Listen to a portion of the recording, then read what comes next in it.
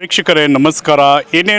ಏನಂದರೆ MLC ಪದವೀಧರರ ಒಂದು ಚುನಾವಣೆ ಮುಕ್ತಾಯ ಹಂತದಲ್ಲಿ ಬಂದಿದೆ. ಸುಮಾರು ಏನಪ್ಪ ಅಂದರೆ ಬೀದರ್ ಕಲಬುರಗಿಯಲ್ಲಿ ಸಂಚರಿಸಿ ಯಾವ ರೀತಿಯಾಗಿ ಮತದಾನ ನಡೀತಾ ಇದೆ, BJP ಪಕ್ಷದ ಪರವಾಗಿ ಏನಪ್ಪ ಅಂದರೆ ಈ ವಿಭಾಗಿಯಲ್ಲಿ ಬಹಳಷ್ಟು ಈಶ್ವರ್ ಸಿಂಗ್ ಠಾಕೂರ್ ಅವರ ಪ್ರಭಾವ ಬಹಳಷ್ಟಾಗಿತ್ತು. ಬನ್ನಿ ಅವ್ರ ಜೊತೆ ಮಾತಾಡೋಣ. ಸರ್ ನಮಸ್ಕಾರ. ನಮಸ್ತೆ ಸರ್, ಯಾವ ರೀತಿಯಾಗಿ MLC ಎಲೆಕ್ಷನ್ನಲ್ಲಿ ತಮ್ಮ ಕ್ಯಾಂಡಿಡೇಟ್ ಪರವಾಗಿ, ಯಾಕಂದರೆ ತಾವು ಬೀದರ್ ಗುಲ್ಬರ್ಗ ಎಲ್ಲ ಪ್ರವಾಸವನ್ನು ಈಗಾಗಲೇ ಬೆಳಗ್ಗೆಯಿಂದ ಪ್ರಾರಂಭ ಮಾಡಿದರೆ ಹೇಗಿದೆ, ಯಾವ ರೀತಿ? ನಾನು ಬೆಳಗ್ಗೆಯಿಂದ ಬೀದರ್ದಿಂದ ಪ್ರವಾಸವನ್ನು ಆರಂಭ ಮಾಡಿ ಎಲ್ಲ ಕಡೆ ಎಲ್ಲ ಬೂತ್ಗಳಿಗೆ ನಾನು ಸುತ್ತಾಡಿ ಇವತ್ತು ಹುಮ್ನಾಬಾದಿಗೆ ತಹಶೀಲ್ ಆಫೀಸಿಗೆ ಬಂದಿದ್ದೇನೆ. ಎಲ್ಲ ಕಡೆ ಹೋದಾಗ ಯಾಕಂದರೆ ಈ ಚುನಾವಣೆ ವಿಶೇಷವಾಗಿ ವಿದ್ಯಾವಂತರು ಹಾಕುವಂಥ ಚುನಾವಣೆ, ವೋಟ್ ಹಾಕುವಂಥ ಚುನಾವಣೆ, ಗ್ರ್ಯಾಜುಯೇಟ್ ಕಾನ್ಸ್ಟಿಟ್ಯೂನ್ಸಿ ಇದು. ಮತ್ತು ವಿಶೇಷವಾಗಿ ಭಾರತೀಯ ಜನತಾ ಪಾರ್ಟಿಯ ಅಭ್ಯರ್ಥಿಗಳು ಬಹುಶಃ ಈ ನಮ್ಮ ಪದವೀಧರರ ಕ್ಷೇತ್ರದ ಎಲ್ಲ ಮತದಾರರಿಗೆ ಚಿರಪರಿಚಿತ ವ್ಯಕ್ತಿ. ಯಾಕಂದರೆ ಅವರು MLC ಇದ್ದಾಗ ಸುಮಾರು ಹೋರಾಟಗಳನ್ನು ವಿಧಾನ ಪರಿಷತ್ತಿನಲ್ಲಿ ಮಾಡಿದ್ದಾರೆ. ವಿಶೇಷವಾಗಿ ಆರ್ಟಿಕಲ್ 371J ಅದನ್ನು ಸಮರ್ಪಕವಾಗಿ ಇಂಪ್ಲಿಮೆಂಟ್ ಆಗಬೇಕು. ಈ ಭಾಗದ ಗ್ರ್ಯಾಜುಯೇಟ್ಗಳಿಗೆ, ಸರ್ಕಾರಿ ನೌಕರದಾರರಿಗೆ ಎಲ್ಲರಿಗೂ ಕೂಡ ಅದರ ಸರಿಯಾದಂಥ ಸವಲತ್ತು ಸಿಗಬೇಕಂತೇಳಿ ವಿಧಾನ ಪರಿಷತ್ತಿನಲ್ಲಿ ಬಾವಿಗಿಳಿದು ಹೋರಾಟ ಮಾಡಿದಂತಹ ಯಾರಾದರೂ MLC ಇದ್ದರೆ ಅದು ಅಮರನಾಥ್ ಪಾಟೀಲ್ರು. ಅದಕ್ಕೋಸ್ಕರ ಇವತ್ತು ಗ್ರ್ಯಾಜುಯೇಟ್ ಜನನೇ ಹೇಳ್ತಾ ಇದ್ದಾರೆ, 6 ವರ್ಷ ವಿಧಾನ ಪರಿಷತ್ ಸದಸ್ಯರಿದ್ದರು. ಈಗ ಕಾಂಗ್ರೆಸ್ನವರು ಅವರು ವಿಧಾನ ಪರಿಷತ್ನಲ್ಲಿ ಯಾವುದೇ ಮಾತು ಆಡಲಿಲ್ಲ. ಆದರೆ ಇವರು ಅಮರನಾಥ್ ಪಾಟೀಲ್ರು ಇದ್ದಾಗ ನಿರಂತರವಾಗಿ ಈ ಭಾಗದ ಅಭಿವೃದ್ಧಿಗಾಗಿ ಹೋರಾಟವನ್ನು ಮಾಡಿದ್ದಾರೆ. ಅವ್ರ ಮೇಲೆ ನಮಗೆ ವಿಶ್ವಾಸ ಇದೆ. ಅವರು ನಿಶ್ಚಿತವಾಗಿ ಅವರು ಗೆದ್ದು ಬರ್ತಾರೆ ಮತ್ತು ನಾವೆಲ್ಲ ಅವರನ್ನು ವೋಟ್ ಹಾಕ್ತಾ ಇದ್ದೀವಿ.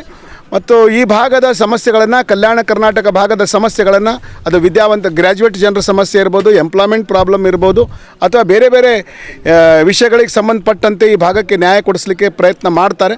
ಅದಕ್ಕೋಸ್ಕರ ನಾವು ಅಮರನಾಥ್ ಪಾಟೀಲ್ಜಿಗೆ ಓಟನ್ನು ಮೊದಲನೇ ಪ್ರಾಶಸ್ತ್ಯ ಓಟ್ ಕೊಡ್ತಾ ಇದ್ದೀವಿ. ನಿಶ್ಚಿತವಾಗಿ ಪಾಟೀಲರು ಗೆಲ್ತಾರೆ ಅನ್ನೋಂಥ ಮಾತನ್ನು ಮತದಾರರೇ ಹೇಳ್ತಾ ಇದ್ದಾರೆ.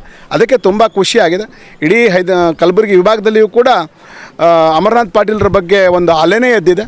ನಿಶ್ಚಿತವಾಗಿ ಮೊದಲನೇ ಸುತ್ತಿನಲ್ಲೇ ನಾವು ಭಾರಿ ಸಂಖ್ಯೆಯಿಂದ ಗೆಲ್ತೀವಿ. ಸರ್, ಚುನಾವಣೆ ಈಗಾಗಲೇ MP ಚುನಾವಣೆ ಇದೆ, ಅದರ ಸಮೀಕ್ಷೆ ಹೊರಬಿದ್ದಿದೆ, ಅದನ್ನು ಕುರಿತಾಗಿ ಏನು ನೋಡಿ? ಈ ದೇಶದ ಜನ ನರೇಂದ್ರ ಮೋದಿಜಿಯವರ ನೇತೃತ್ವವನ್ನು ಸ್ವೀಕಾರ ಮಾಡಿದ್ದಾರೆ.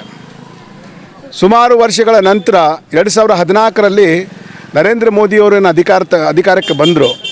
10 ವರ್ಷಗಳ ಕಾಲ ಈ ದೇಶವನ್ನು ಜಗತ್ತಿನ ಅತ್ಯಂತ ಉನ್ನತ ಸ್ಥಾನಕ್ಕೆ ಮುಟ್ಟಿಸುವಂಥ ಕೆಲಸವನ್ನು, ಬಡವರಿಗೆ ಕೆಲಸ ಕೊಡುವಂಥ ಕೆಲಸವನ್ನು, ಈ ದೇಶದ ಇನ್ಫ್ರಾಸ್ಟ್ರಕ್ಚರ್ ಡೆವಲಪ್ಮೆಂಟ್ ಮಾಡುವಂಥ ಕೆಲಸವನ್ನು, ರೋಡಿನ ಅಭಿವೃದ್ಧಿಗಳನ್ನು, ಇವತ್ತು ಕೋವಿಡ್ ಬಂದಾಗ ಈ ದೇಶದ 140 ಕೋಟಿ ಜನರ ಪ್ರಾಣದ ರಕ್ಷಣೆಯನ್ನು ಮಾಡಿದ್ದು. ಇವತ್ತು ಜನ ಅದನ್ನು ಸ್ವೀಕಾರ ಮಾಡಿದ್ದಾರೆ. ಮತ್ತು ಜನರ ಭಾವನೆಗೆ ತಕ್ಕಂತೆ ಅಯೋಧ್ಯೆಯ ರಾಮ ಮಂದಿರದ ನಿರ್ಮಾಣ, ಕಾಶಿ ವಿಶ್ವನಾಥ ದೇವಸ್ಥಾನಕ್ಕಾಗಿ ಮಾಡಿದಂತಹ ಕೆಲಸ, ಈ ರೀತಿ ಅನೇಕ ರೀತಿಯ ಕೆಲಸಗಳನ್ನು ನರೇಂದ್ರ ಮೋದಿಜಿಯವರು ಮಾಡಿದ್ದಾರೆ. ಅದಕ್ಕೋಸ್ಕರ ಈ ದೇಶದ ಜನ ಅವರನ್ನು ಸ್ವೀಕಾರವನ್ನು ಮಾಡಿದ್ದಾರೆ. ಅದಕ್ಕೆ ಈಗ ಏನು ಸಮೀಕ್ಷೆಗಳು ಬಂದಿದೆ, ಅದು ನರೇಂದ್ರ ಮೋದಿಜಿಯವರ ಕೆಲಸಕ್ಕೆ ಈ ದೇಶದ ಜನ ಕೊಟ್ಟಿರುವಂಥ ಆಶೀರ್ವಾದ ಅಂತ ನಾನು ತಿಳಿತೀನಿ.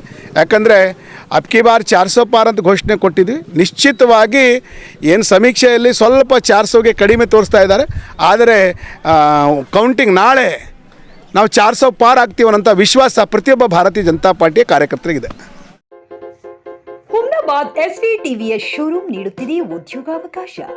SSLC PUC ಡಿಗ್ರಿ ಓದಿರುವ ನಿರುದ್ಯೋಗ ಯುವಕ ಯುವತಿಯರು ತಮ್ಮ ಶಿಕ್ಷಣ ಮಾಹಿತಿ ಹಾಗೂ ಸಿವಿಯೊಂದಿಗೆ ಇಂದೇ ಭೇಟಿ ನೀಡಿ.